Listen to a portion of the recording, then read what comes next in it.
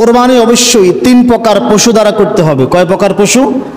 এই 3 প্রকার পশুর বাহিরে পাখি দ্বারা বা অন্য কোনো পশু দ্বারা বা অর্থ দান করে যদি কেউ কোরবানি করার নিয়ত করে তাহলে তার কোরবানি হবে না। কেউ ছাগল কোরবানি না দিয়ে উট ফাঁকি কোরবানি দিলে হবে? কথা বলো, উট ফাঁকি কোরবানি দিলে হবে? কাল্লা। কেউ পশু কোরবানি না করে কোরবানির পুরো অর্থটা কোথাও দান করে দিলে হবে? কেউ গরু, কোরবানির পশু 3 প্রকার, কি? উট, গরু, ছাগল। বেড়া, দুম্বা ছাগলের অন্তর্ভুক্ত। বেড়া, দুম্বা ছাগলের অন্তর্ভুক্ত।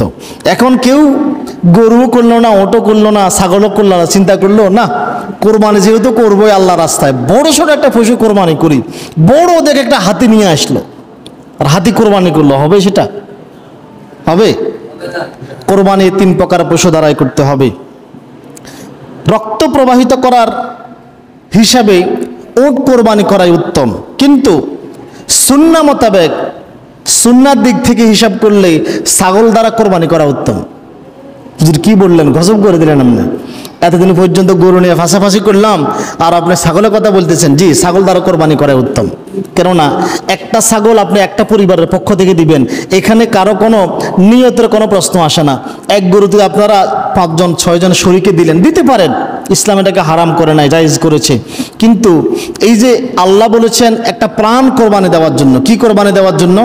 এখন এই যে 5 জনে মিলে একটা পশু কোরবানি করলেন, তাহলে প্রাণটা কার ভাগে গেল বলেন? প্রাণটা কার ভাগে পড়ল?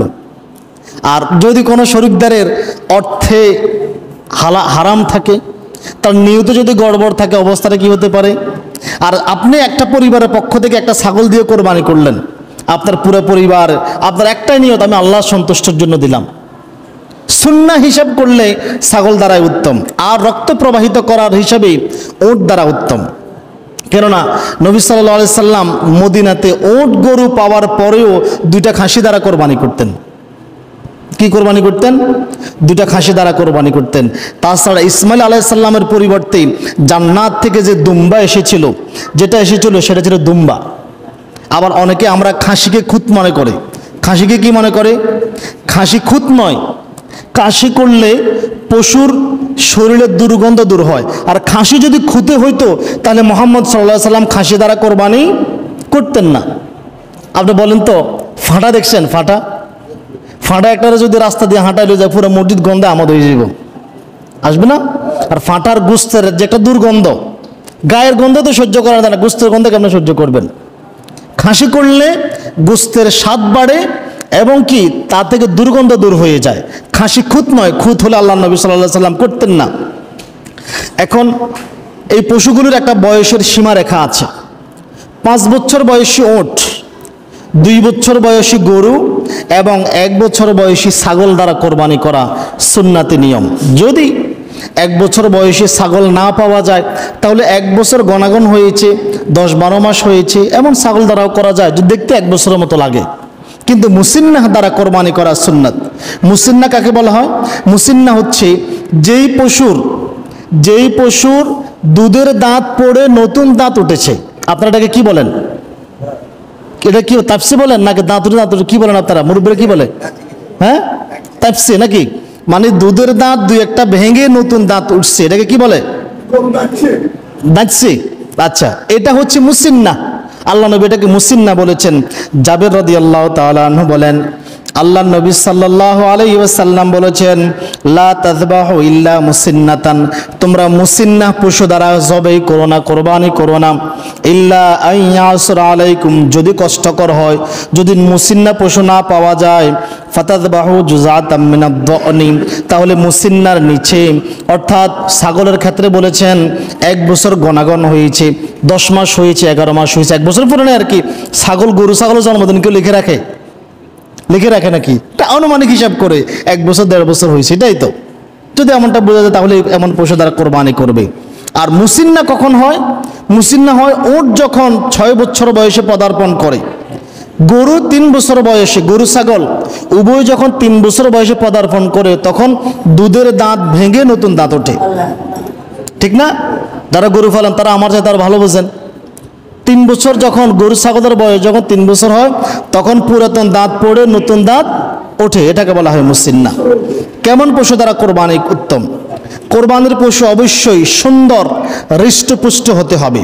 আল্লাহ নবী সাল্লাল্লাহু আলাইহি সাল্লাম বলেছেন, আযিমু দুহায়াকুম ফাইন্নাহা আলাস সিরাতি মাতায়াকুম, তোমরা মোটা তাজা হৃষ্টপুষ্ট জন্তু কোরবানি করো, কেননা আল্লাহ নবী বলেছেন ফাইন্নাহা আলাস সিরাতি মাতায়াকুম, কেননা এই পশু পুলসেরাতে তোমার পারাপারের সাওয়ারি হবে। সুবহানাল্লাহ বলবেন না?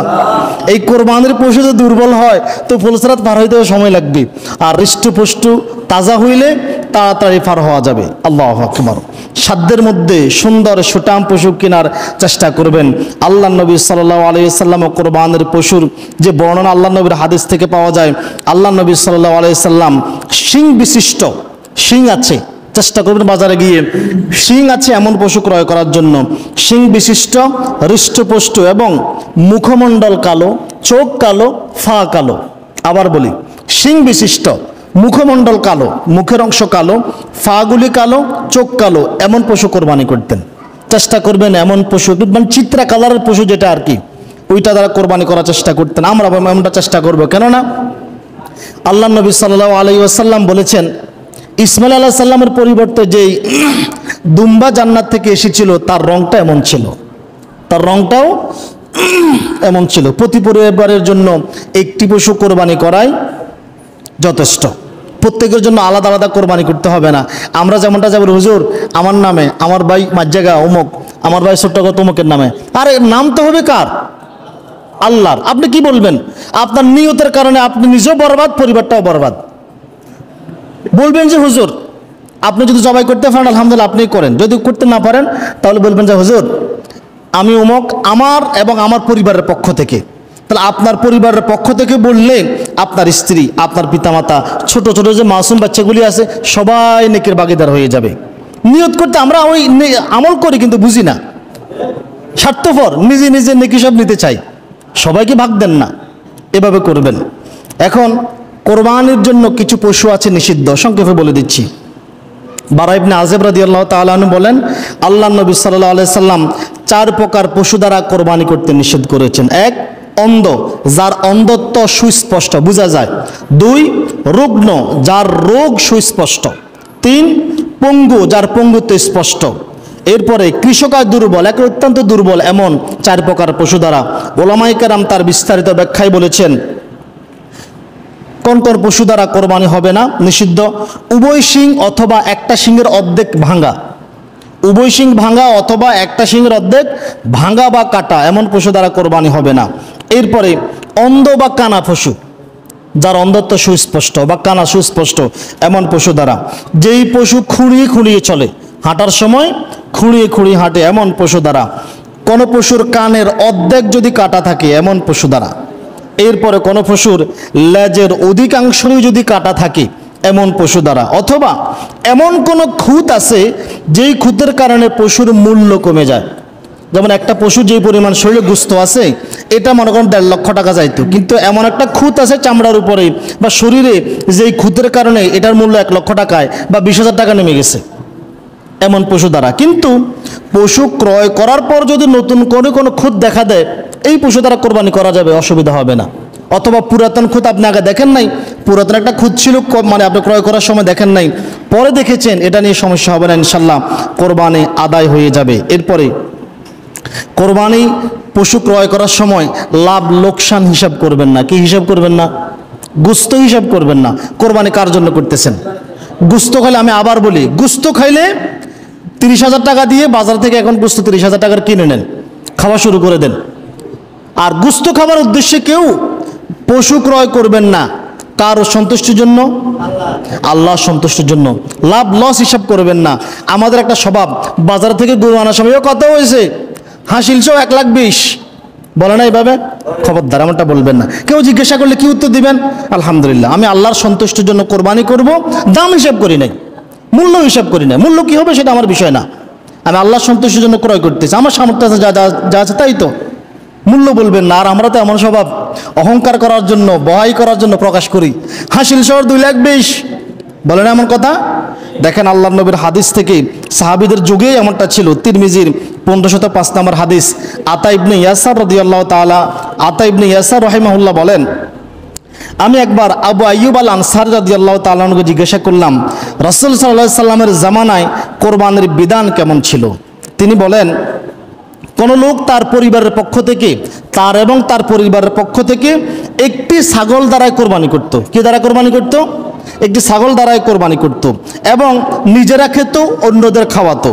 এরপরে অবশেষে মানুষের গর্ব এবং আভিজাত্যের প্রতিযোগিতায় মানুষ লিপ্ত হয়ে গেল। আর বর্তমান পরিবেশ পরিস্থিতি তুমি এখন দেখতেছ, সাহাবীদের যুগেই মানুষেরা কোরবানি করা নিয়ে গর্ব করত, অহংকার করত। আমরা এখন যেটা করি আর কি, সাহাবীদের জামানায় যদি এমনটা হয়, তাহলে আমাদের বর্তমান জামানায় কি অবস্থা? খবরদার পশুর মূল্য কাউকে বলবেন না, লাভ লস হিসাব করবেন না। কোরবানি করতেছে কার সন্তুষ্টির জন্য? আল্লাহর সন্তুষ্টির জন্য। লাভ লোকসান হিসাব করা যাবে? আমি আবার বলি, 30,000 টাকার গোস্ত কিনলে মাশাআল্লাহ বহু গোস্ত পাইবেন, প্রয়োজন নাই। কোরবানি করেন আল্লাহর নামে। কার নামে? আল্লাহর সন্তুষ্টির জন্য। আল্লাহ তাআলা আমাদেরকে